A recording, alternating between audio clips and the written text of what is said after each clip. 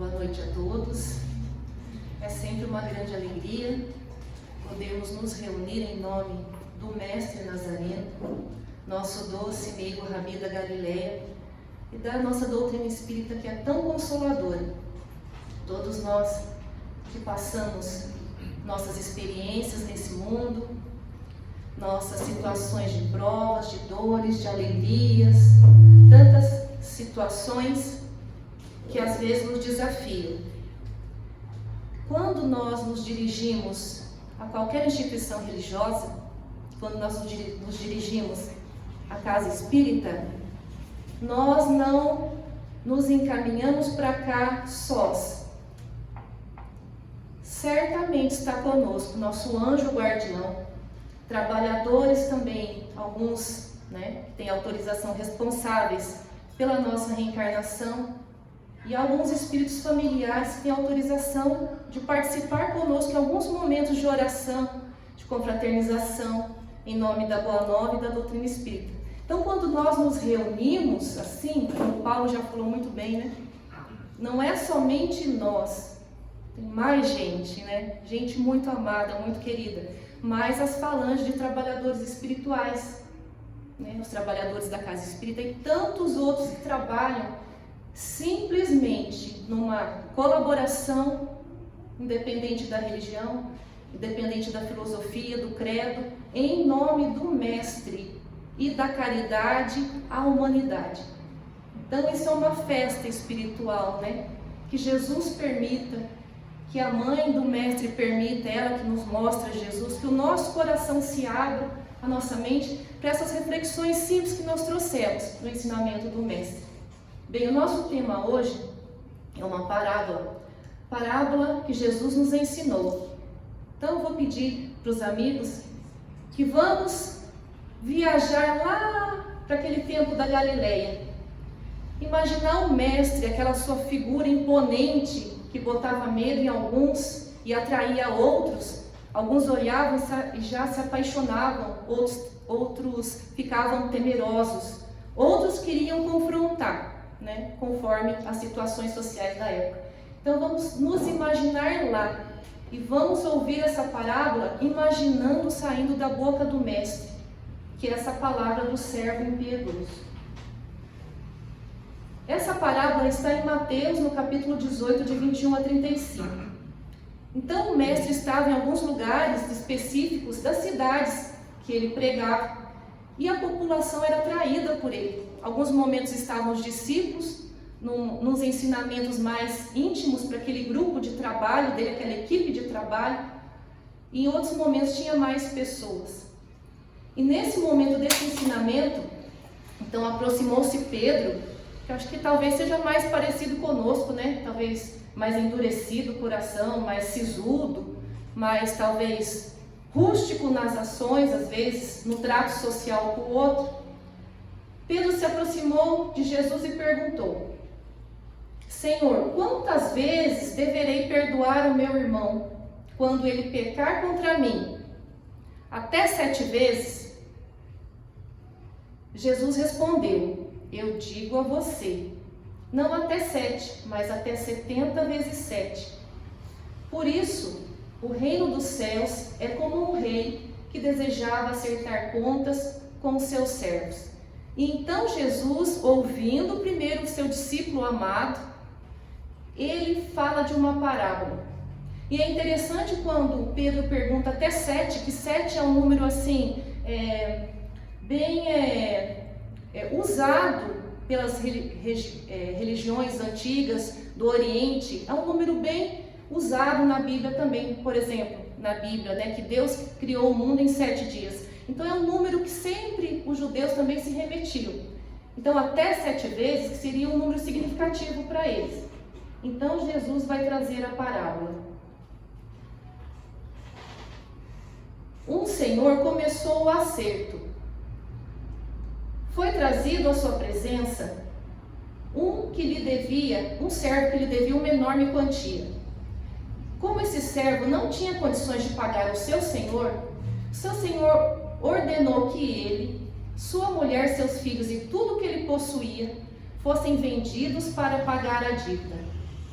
O servo prostou-se diante dele e lhe implorou: tem paciência comigo, eu te pagarei tudo.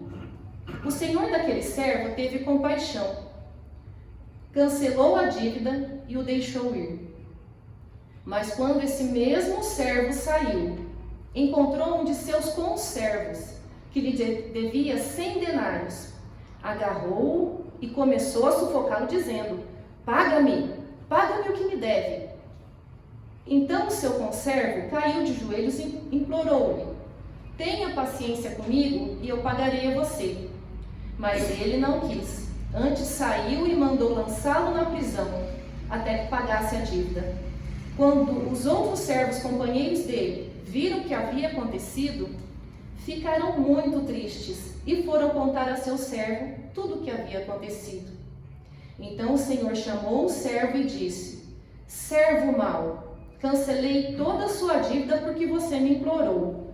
Você não devia ter tido misericórdia do seu conservo, como eu tive de você? Irado, seu senhor entregou aos torturadores, até que pagasse tudo o que devia. Assim também Jesus ensinou naquele dia, e nos ensina hoje: fará meu Pai Celestial a vocês, se cada um de vocês não perdoar de coração o seu irmão. Trazendo esse ensinamento de Jesus para os nossos dias de hoje, que nós temos ainda dentro de nós, apesar da nossa caminhada já evolutiva de espíritos eternos, nossas emoções, nossa humanidade, nós lembramos que o início da humanidade, nós começamos com as emoções primárias, o medo, a raiva. Isso é de mais ou menos 2,7 bilhões de anos atrás, quando começou o Paleolítico, lá a pedra lascada dos homens das cavernas, e veio até antes 10 mil anos atrás agora. Nessa época, o que nós mais tínhamos de emoção era medo, era raiva, era a ira.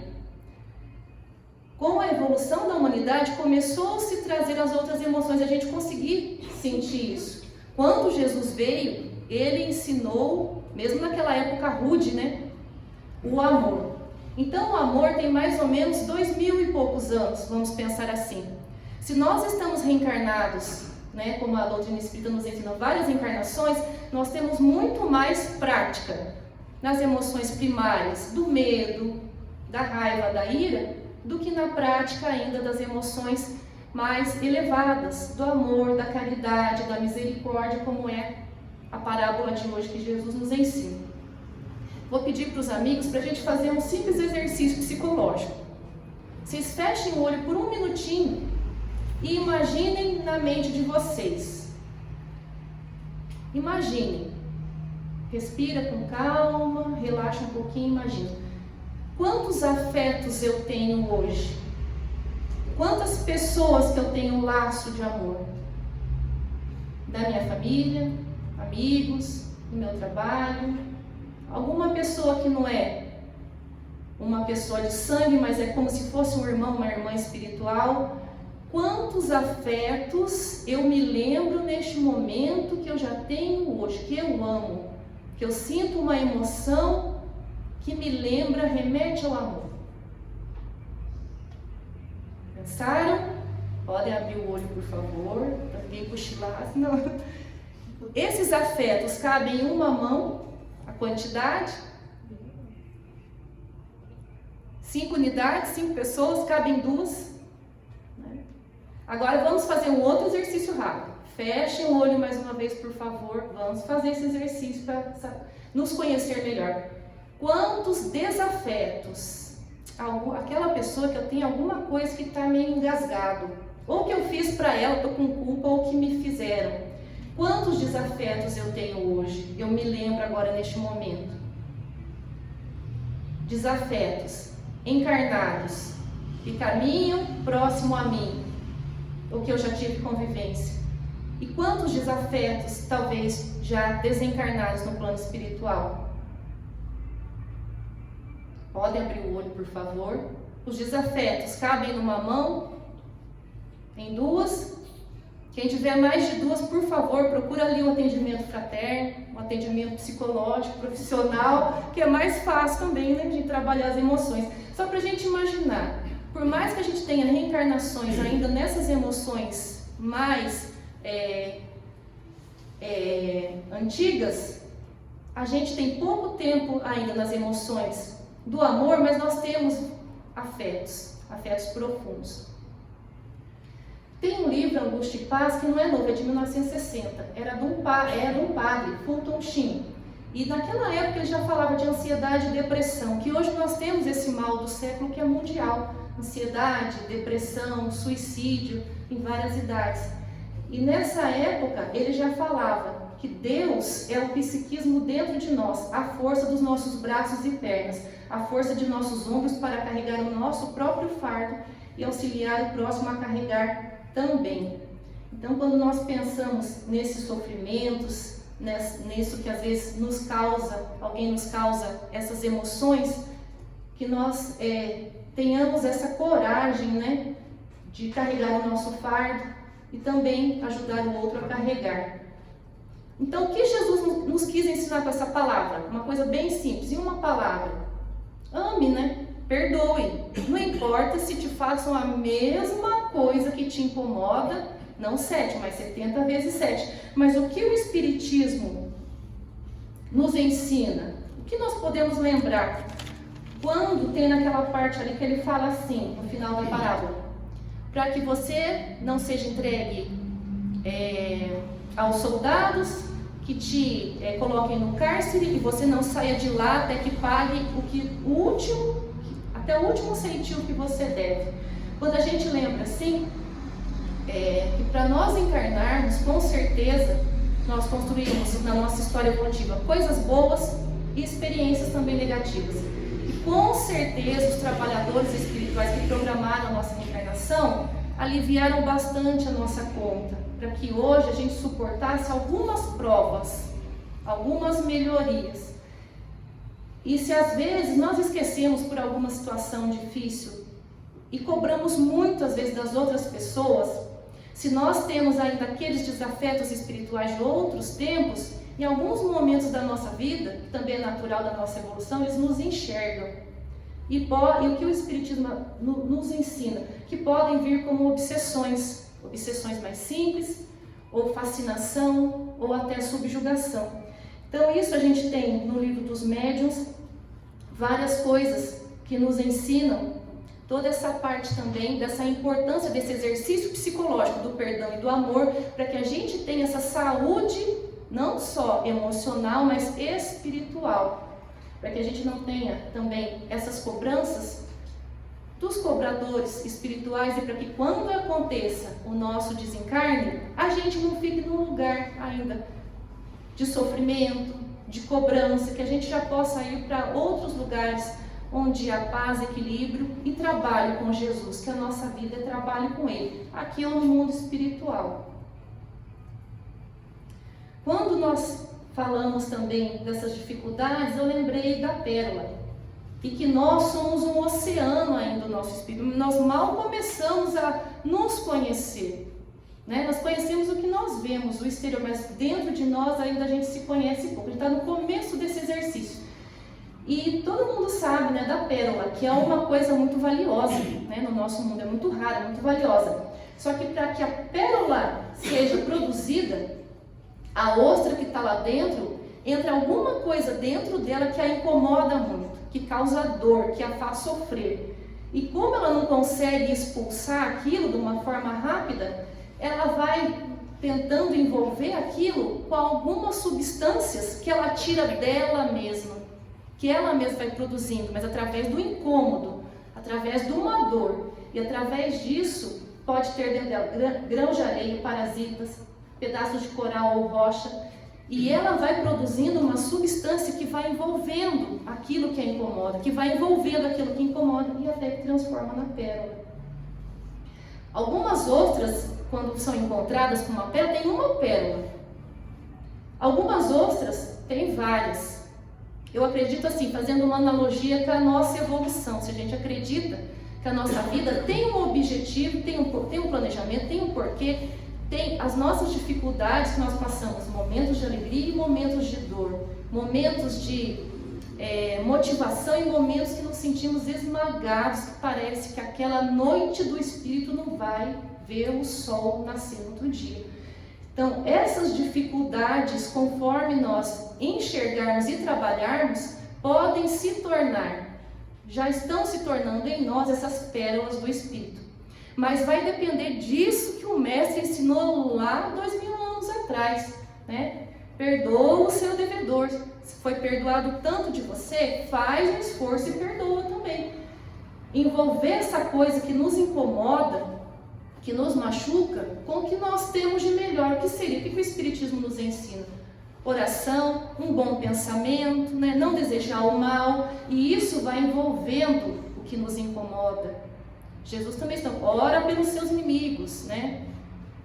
Se perdoe, porque às vezes nós nos culpamos tanto que nos sentimos esmagados.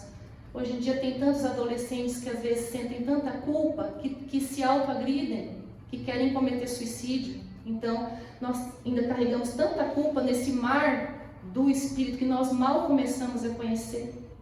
Dentro de nós tem o nosso ego, que seria o nosso consciente, né? E o nosso self, que seria o nosso inconsciente. E nós estamos no início de conhecer isso, que são essas nossas vivências, essas nossas consciências, dessas nossas experiências milenares de espíritos eternos. E nós entramos em conflito com essas nossas personalidades, com essas nossas conquistas, com essas nossas dificuldades. E conforme nós conseguimos enfrentar o que nos incomoda, é o que vai tornar mais fácil ou mais difícil essa nossa caminhada de evolução. E Jesus ensinou o caminho, perdoar e amar. Não que seja fácil, né? É um exercício contínuo. E tem algumas ostras que elas produzem dezenas de pérolas.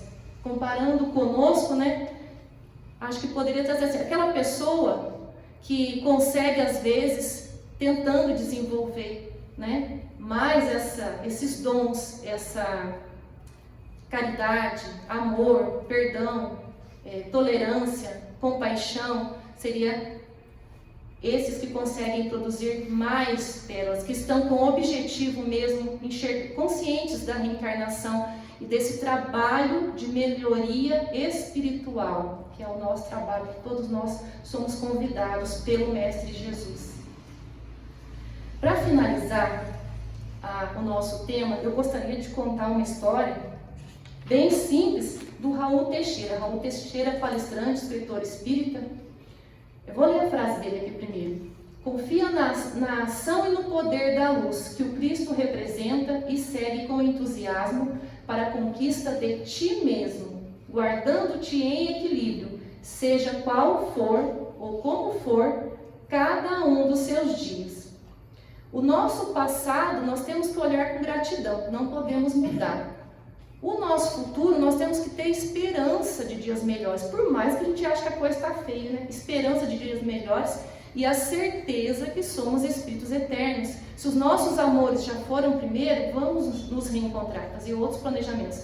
E o futuro, o presente, pelo menos eu tento. Lá é uma pérola que eu tenho que colocar muito camada lá para ver se eu melhoro.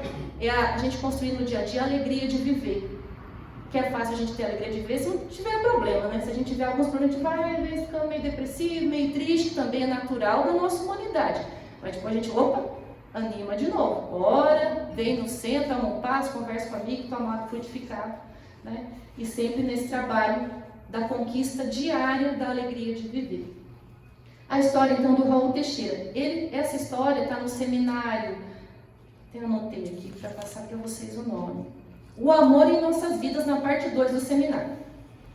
Para ligar com o nosso tema do perdão e da misericórdia, que Jesus nos ensinou. O Raul Teixeira, ele fazia palestras em vários lugares do Brasil. E ele tinha muitos amigos, famílias amigas, e tinha uma família muito amiga em Minas Gerais. E essa família era um casal que se dava muito bem, trabalhava no centro de lá e tinha 3 filhos. 2 filhos e uma caçula, uma moça. Essa moça muito querida, de mocidade espírita, né? Sempre no centro, nossa, cidade pequena, todo mundo se conhecia, pessoa muito querida. Ela queria fazer jornalismo, fez, foi para São Paulo, estudou lá, arrumou trabalho numa rádio, fazia um trabalho fantástico com a mocidade. É o que o Paulo às vezes fala, você ter um exemplo espírita, às vezes sem até falar que é espírita, mas o seu exemplo atrai, né? Então essa moça fazia isso na rádio. Em um certo tempo que ela já estava lá trabalhando no jornalismo na rádio, com jovens, ela conheceu um rapaz, né? Se apaixonaram, apresentou para a família e decidiram se casar. Só que quando ela foi conversar com a família dela, ela disse assim, mas eu sei que ele tem uma dificuldade, né? Ele é usuário de droga e eu sei que eu posso ajudar ele. Mesmo assim, eu vou me casar com ele, porque eu sei que não é por acaso, nós estamos juntos. E eu vou me casar com ele, que eu sei que eu posso ajudá-lo, que não é por acaso que nós nos reencontramos.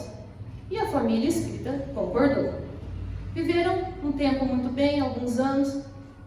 Certo dia chegou a notícia, na cidadezinha interiorana de Minas Gerais, que essa moça, que essa filha do coração tinha sido assassinada pelo seu esposo. A família, lógico, entrou em comoção, a cidade entrou em comoção, lá em São Paulo, na rádio, que ela era muito conhecida, entraram em comoção, uma tristeza muito grande.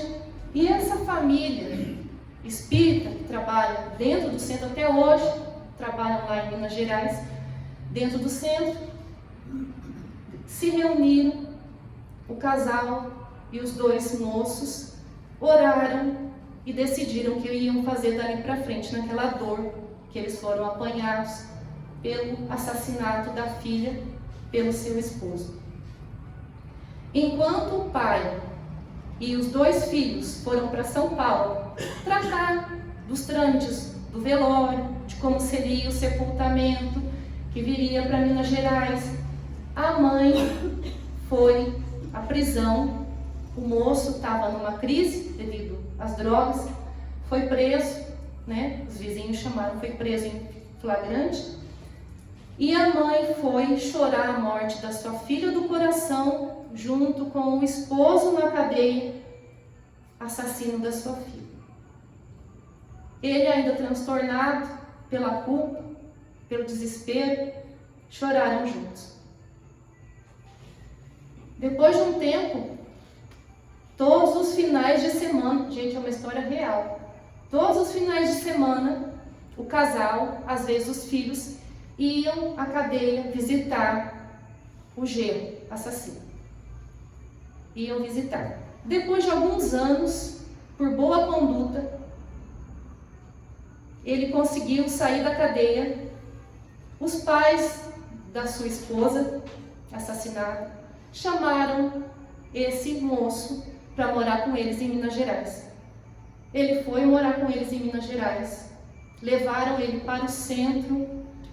Ele começou com a água fluidificada, com a terapia dos passes, com as palestras espíritas, com atendimento fraterno, com todos aqueles atendimentos que tem com os grupos de estudo. E ele começou a receber a terapêutica espírita, porque eles ainda tinham medo que pela culpa ele ainda fizesse alguma coisa contra ele mesmo. E com o tempo, com esse amor, com esse perdão dessa família, ele também se tornou um trabalhador dessa casa espírita.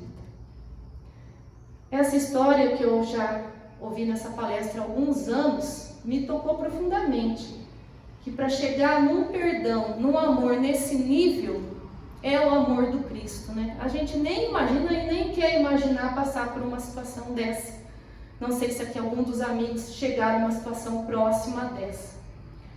Mas o que Jesus nos convida hoje, meus irmãos, é um nível de amor que nós só começamos a sentir, que alguns conseguem sentir e pôr em prática.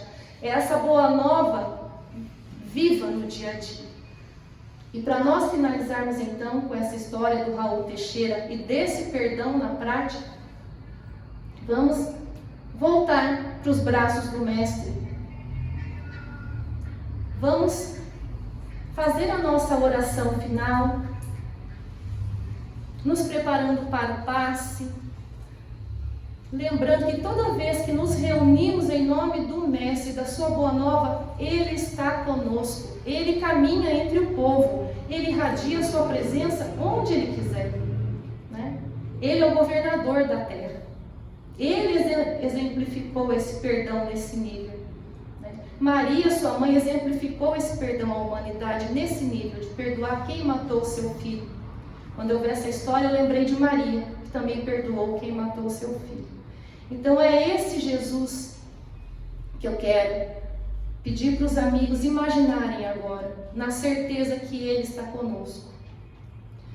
Esse Jesus que não é só das parábolas antigas, das religiões orientais, das histórias antigas, mas que Ele é real, caminha conosco e nos ensina a sentir o que é divino, a nossa realidade de espíritos imortais. Estamos aqui caminhando encarnados, mas já com a consciência da eternidade.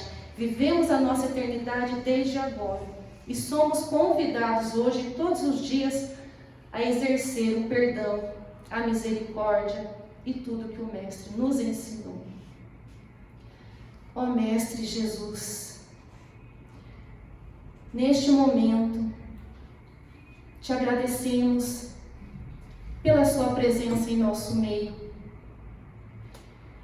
Pedimos para que, apesar da nossa pequenez, que possamos visualizá-la em nosso coração, em nossa mente, que possamos enxergar seus olhos translúcidos a transpassar a nossa alma, que possamos enxergar o teu rosto reluzente e sentir a tua paz e o teu amor a nos envolver. Que possamos ver as suas mãos milagrosas, as suas mãos poderosas a nos abraçar no amor infinito. Ó Mestre Jesus, tu que ensinaste à humanidade o amor e o perdão há mais de 2000 anos atrás, ensina-nos hoje a sentir um pouco mais desse amor tão grandioso, deste amor que supera todas as dores do mundo, que supera todas as dores da alma e vai de encontro ao amor. Ensina-nos, ó Mestre, a sentir esse amor.